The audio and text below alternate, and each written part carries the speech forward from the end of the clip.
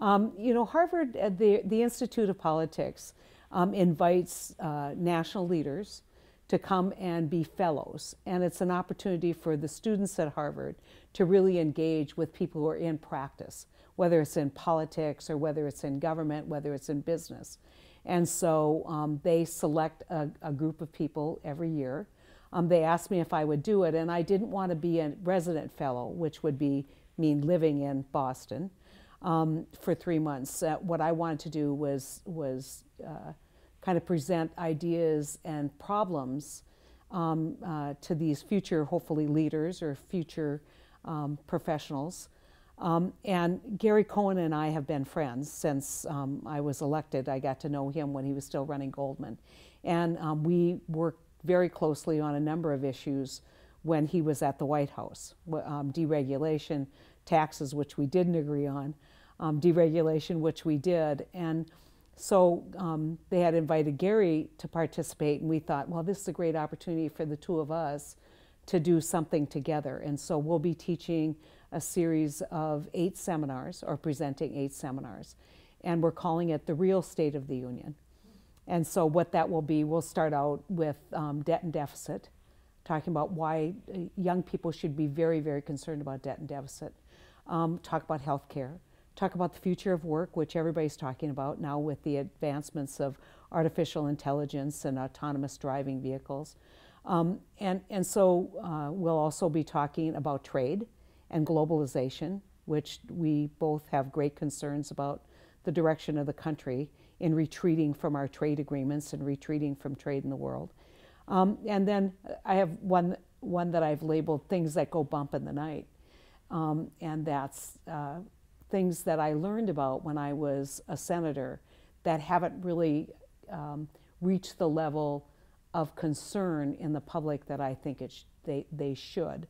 And that would include pandemics, cybersecurity and cyber attacks, and what's happening with the emergence of China and Russia. So we're gonna spend a lot of time kind of presenting maybe not the issues you see like a border security issue, the issues you see on the front page of the paper, but the systemic long-term problems that I call look up. I had this thing with staff, and they come in and they say, what are we going to do about this problem and that problem? I said, well, we'll work through that, but look up. What are the challenges on the horizon? And retirement security is one of those. And so this is my opportunity to spend some time talking about looking up. Okay. And it's short term then. Once these 8 classes or 8 sessions are over, then. Yeah. Well, I think we're trying to figure out how we continue that dialogue, kind of with the public in a bipartisan way. One of the challenges that we have in America is that if we can't agree on the smaller things, which I would consider border security a small thing, in the scheme of debt and deficit, in the scheme of retirement insecurity, in the scheme of growing income inequality, these are big problems that need big thinking and big solutions. And we can't even figure out how we're going to deploy necessary resources at the border in a bipartisan way. How can we possibly solve the challenges that we have in healthcare? How would you describe yourself? When I think of you, do you ever stop? Your mother-in-law passed away, and you're here with us today. Do you ever stop? Well, she never stopped. And that's one thing about my mother-in-law, Marge Lang. I mean, anyone who knew her, she went 100 miles an hour. And she did that up well into her 80s. And then unfortunately suffered a stroke, and that slowed her down. And I watched her accept that limitation with such grace. She's an amazing woman. You're supposed to, all the jokes when I was a kid were jokes about mother-in-laws, and I loved my mother-in-law. She was a fabulous, fantastic woman. But she just spent, the reason why she lived, I think, such a full life is she never looked backwards. She enjoyed and appreciated, those things that happened in her life that gave her joy. But she was always looking to the next thing that was going to happen. And, the week before she died, that weekend before she died, she was at a wedding in Grand Forks. We picked her up, and she was and then brought her back because had to go to New York, and she was with her family, but she had looked forward to that wedding. I mean, she was always looking forward, and I think it's a great life lesson for all of us in that generation, which is you may have successes and you may have all these things that happen in your life, and you may want to just go and have fun, or you may want to look forward and say, what's the next thing that I can do? And so for me, I always say I have kind of three buckets. The first one is policy. I think the second one is politics, which I expect that I'll get more involved in kind of nationally. And then the third is having some fun. And so I don't know, so far it seems like most of my energy has gone on the policy side. But I'll still be looking up and going forward, not looking backward. Okay. On kind of the economic issues is the issue of childhood trauma.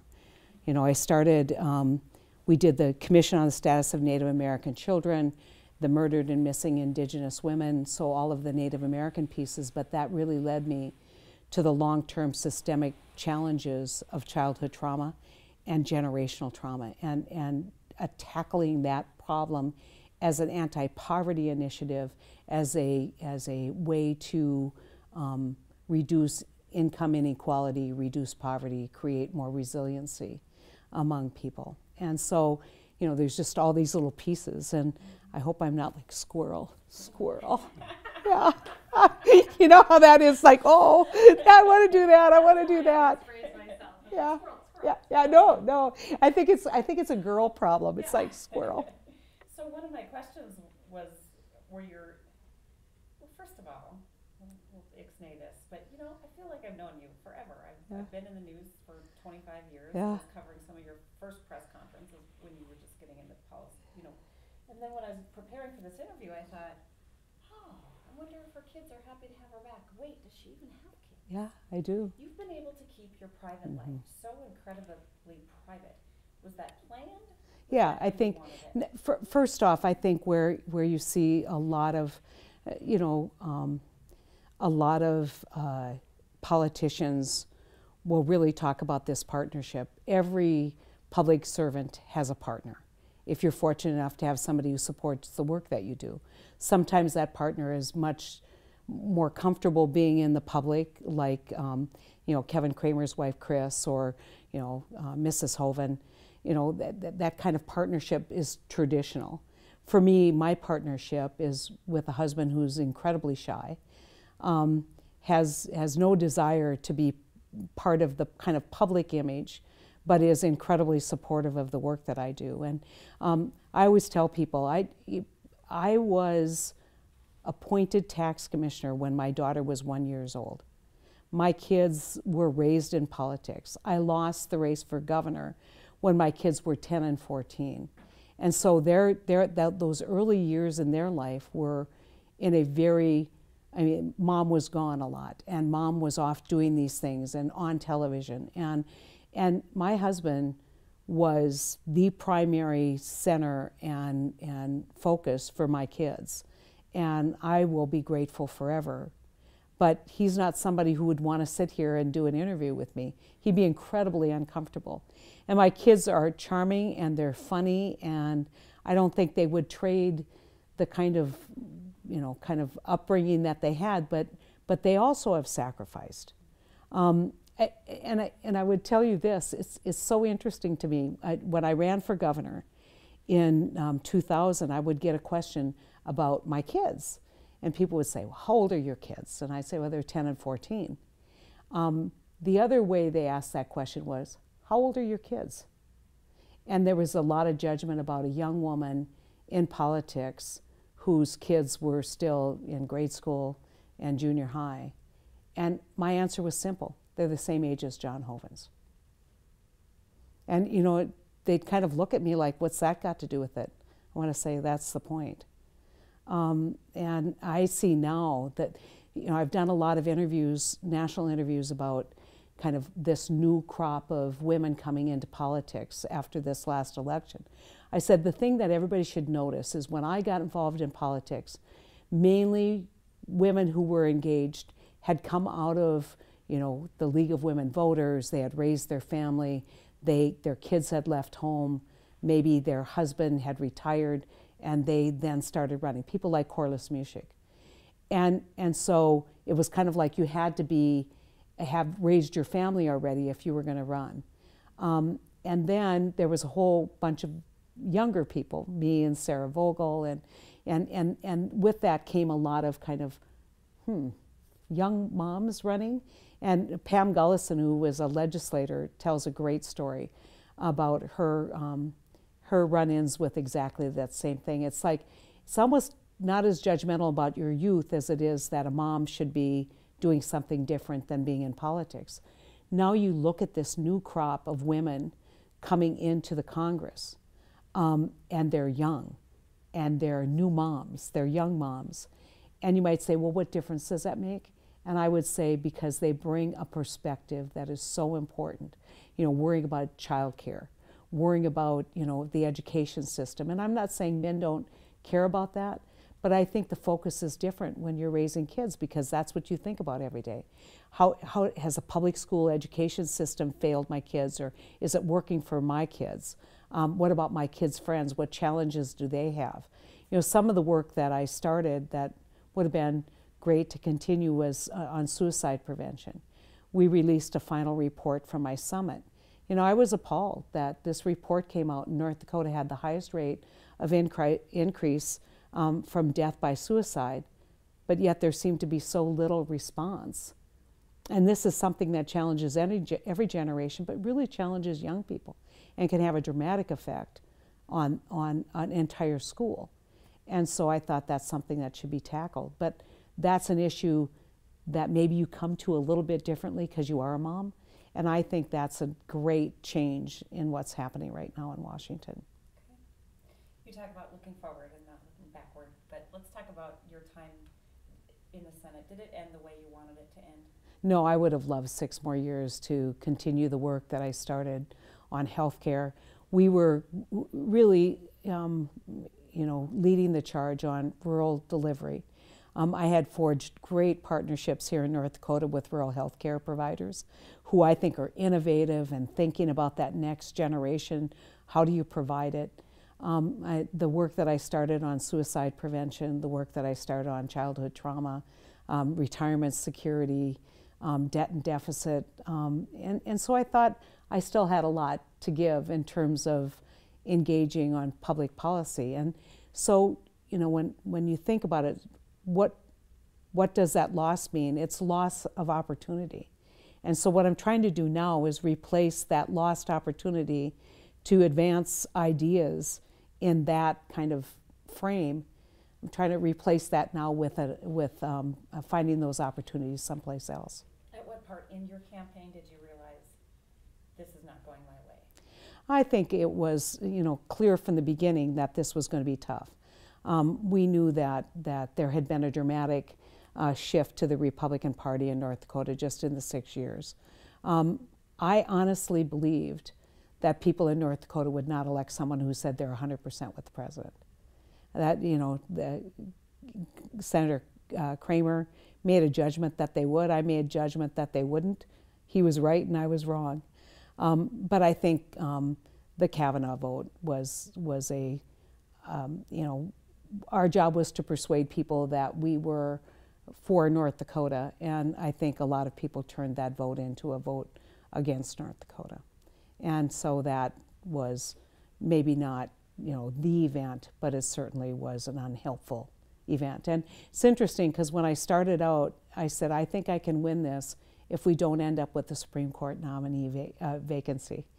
And, it's just the way it happened, and it happened really close to the election, energizing the base. Mm-hmm. Well, you made it absolutely clear that you don't regret the way you Nope. voted.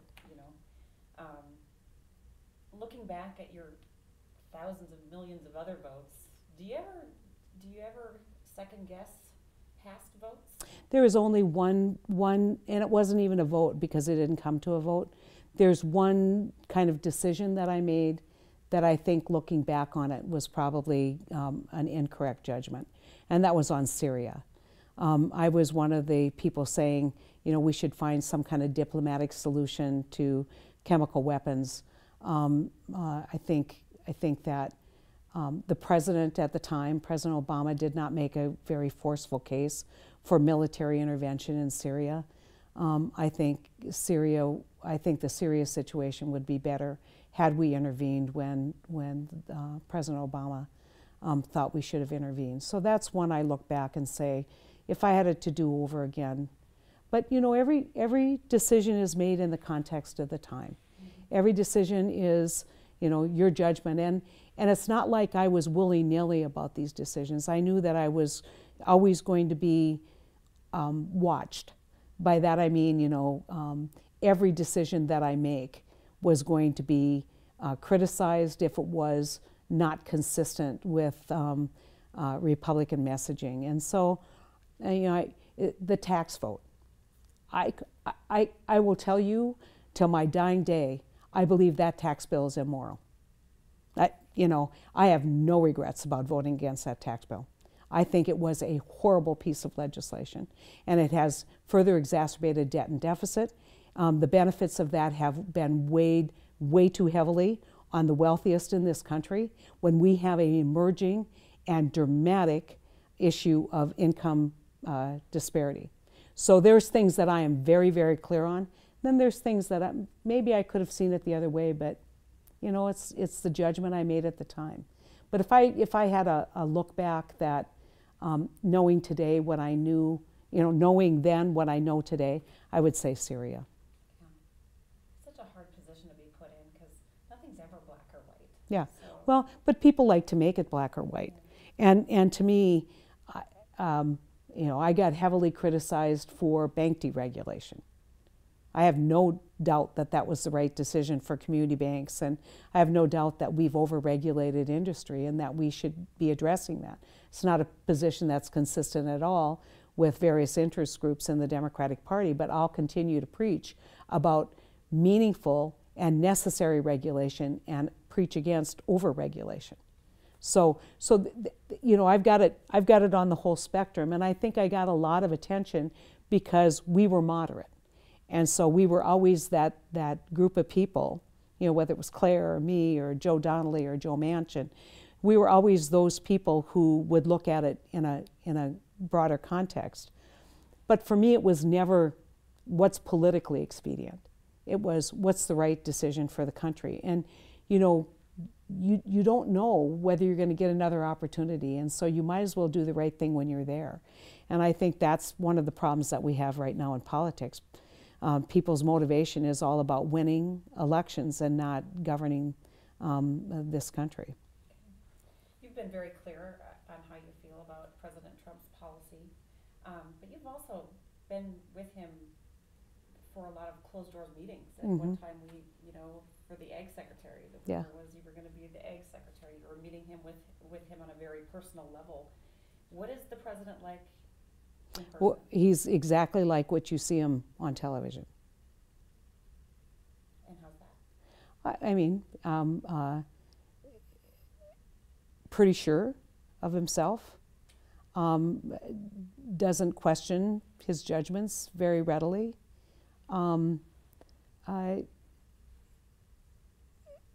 Pretty confident. By that I mean, how do I put this? Here's a great example. I did a bill called 45Q, which is the single greatest provision for clean coal technology. It really is. It's like being talked about all over the world. The administration didn't weigh in on that at all. I mean, we had to really push that without any help at all from the administration. This was never on the president's agenda. And I'm in a meeting with him and I'm talking about, well, we got this 45Q thing done. He goes, yeah, I did that. And I'm like, well, maybe there was some invisible hand I didn't know, but I'm pretty sure you were nowhere helping me get that done. And so, you know, if it fits to be the person responsible, he'll make sure he's responsible if that's what it works. So there's a lot of arrogance there, I would say. And where I think we want a president who's confident, I don't think we want a president who's arrogant.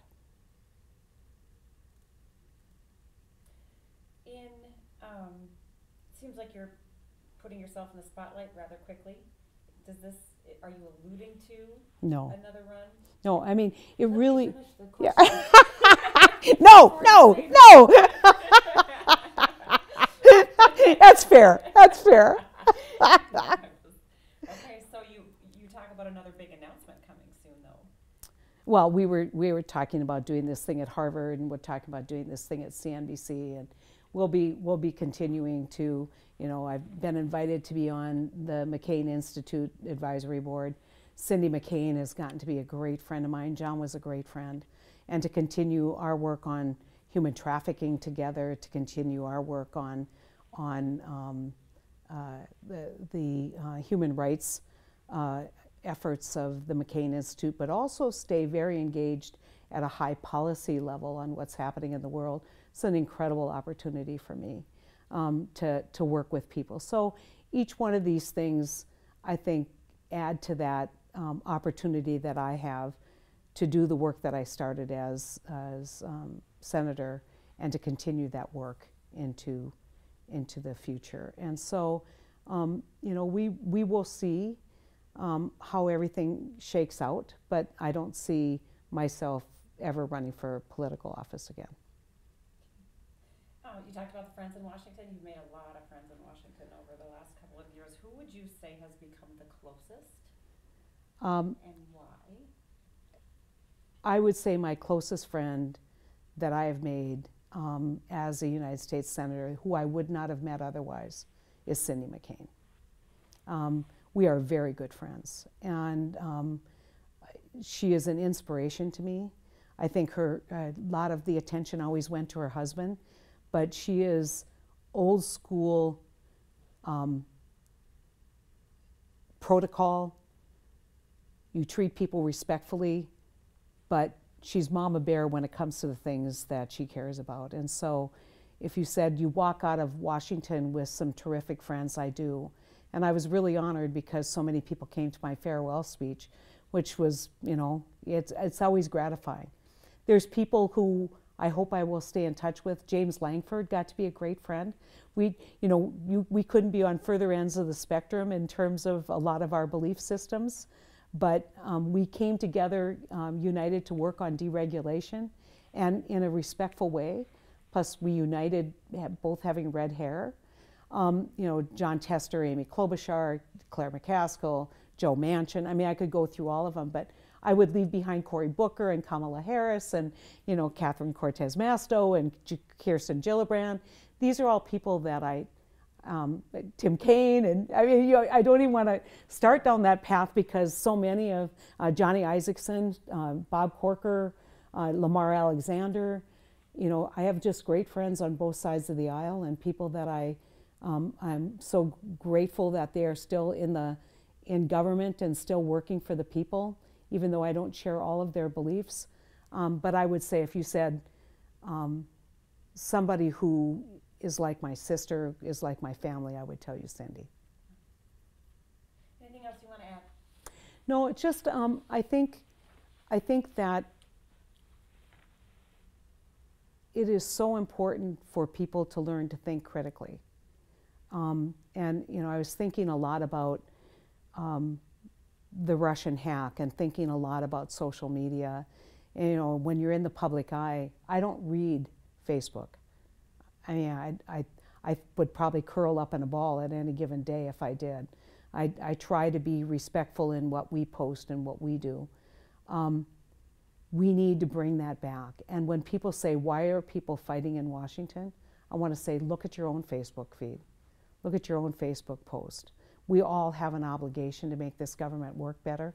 And the obligation that I have, even though I don't have an elected position, is to continue to be a good citizen and continue to work on the things that I think will make the United States of America stronger for my kids and my grandkids, make the United States a much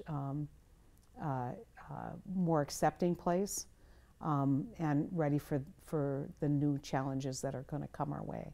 And if we don't build greater civility among the population, but greater critical thinking, that is really dangerous.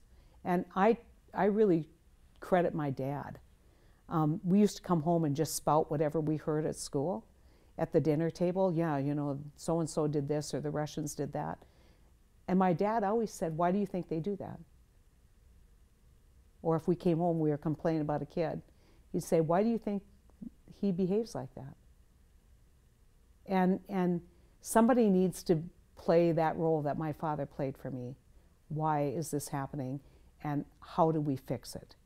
And not, you know, immediately knee-jerk the platitudes and the shortcuts that we take in our thinking, which means that we have to be much more diverse in what we read. We have to be much more open to other opinions. Is there any city in North Dakota you haven't been to? Occasionally somebody will get me on one, but not very often. What's your latest stump? My latest stump was Norma. I didn't know that there was a city, a little town called Norma. And it was like, oh, how could I not know that? I've been to all of these places. McHenry got me the other day. Oh, that's really bad if McHenry gets you. That's a city. So we have a little fun. Okay.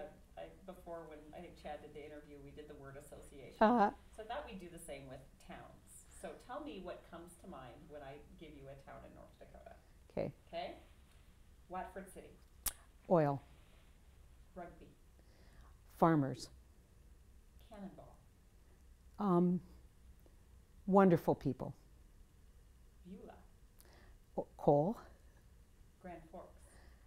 UND. Matador. Joel. No, just kidding. I would tell you home. Beach.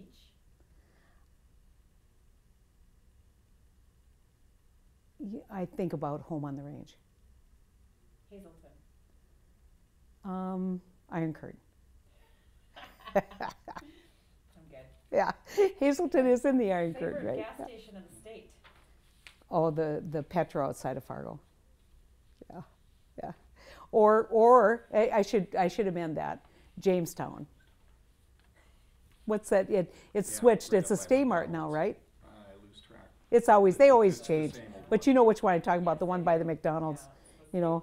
But what I really like about gas stations is usually there's if you show up at coffee time, there's a table of guys, and they usually like, you know, so I'll go over and actually talk to them, give them a hard time, and ask them how come they're not at work, and you know, and they'll laugh, and to me, gas stations have become the new gathering places. You frequently now in these small towns, it's a convenience store, and for me, I love going to gas stations because you get a great temperature on the cheeriness of North Dakota, and I really enjoy it. That you're Huh?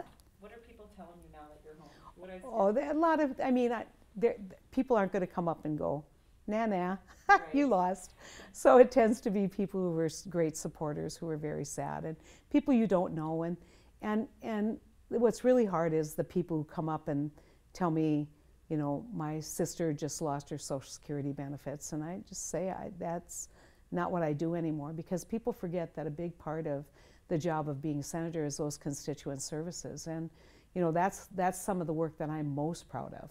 Is I was at a Special Olympics event in Dickinson, and I had this dad come up to me, and obviously had a child who was in Special Olympics, and said that they had been working for like 3 years to try and get Medicaid for their son, and our Dickinson office took it on and actually got their problem straightened out, and he was crying, and so that's humbling, and I'd love to take credit for every one of those victories, but I had great staff who really cared about North Dakota, and I know that they will continue their work too. Okay.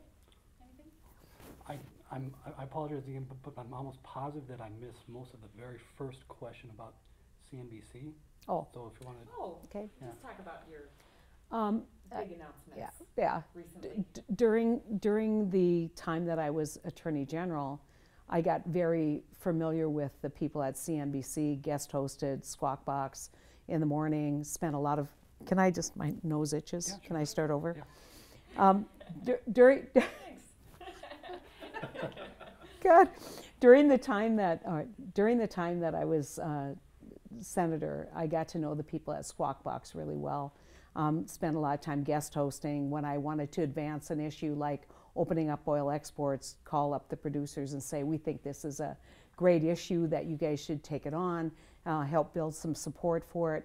And so it was a platform where we could really advance North Dakota's interest, whether it was trade or opening up oil exports, and got to be good friends, especially with the team at Squawk Box. And so when after the election, knowing that I would be available in a different way, they approached and asked if I would like to become a contributor. And I knew that this would be an opportunity to continue the economic work that I started. And so, Immediate, yes. right, and I'll be writing for them on current issues, and from there probably doing some stand-ups from that kind of dialogue. And so I'm really excited about joining the team. They also do a series of seminars. One of the things they're really looking at is financial literacy, which is an issue that I took on when I was Attorney General. So I look forward to growing financial literacy among the public, both young and old, and continuing the challenges that I see in America through maybe a more educating platform. And most of this will be done from your home in Manning. Right. I mean, the one thing that I was certain of when, after the election, people said, well, where will you be? I think a lot of people thought I would move to Washington, join a law firm, a lobbying firm or whatever. And I said, no, I'm coming back to North Dakota. I'll be in North Dakota, working out of my home, and this is where I want to be. So when you make it to the national stage and you're in DC, what's the most common question people ask you about North Dakota? Somebody who's never been here. It's interesting. People are right. I mean, but beyond that, I think people are genuinely curious about the oil economy. Very curious because trade disruption has gotten a lot of attention on the ag economy. But I think they're just curious about a place they've never been to.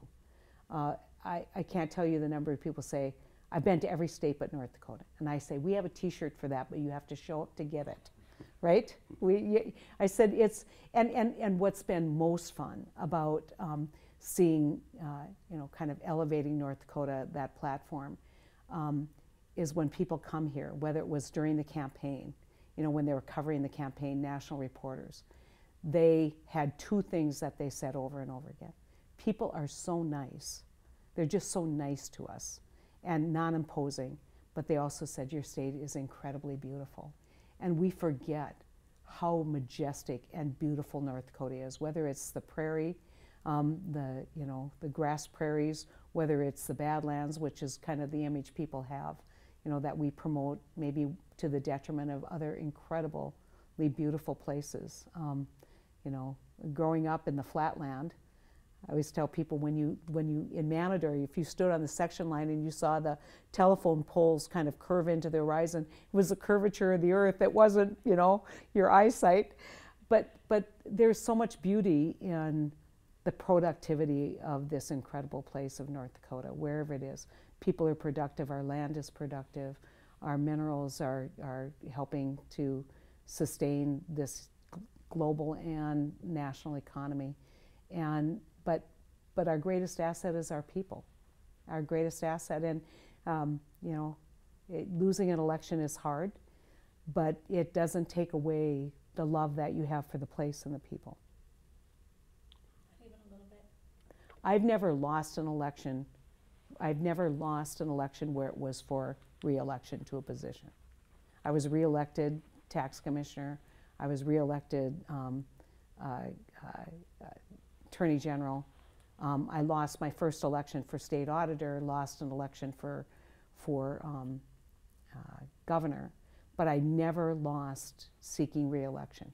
And that's a different kind of loss because you think if you're only good enough at doing your job, you'll win re-election. And I think I did a good job. I just think it wasn't the right time for a Democrat in North Dakota. So, and I always remember 145 almost thousand people voted for me in this state. And I'm honored for every one of those.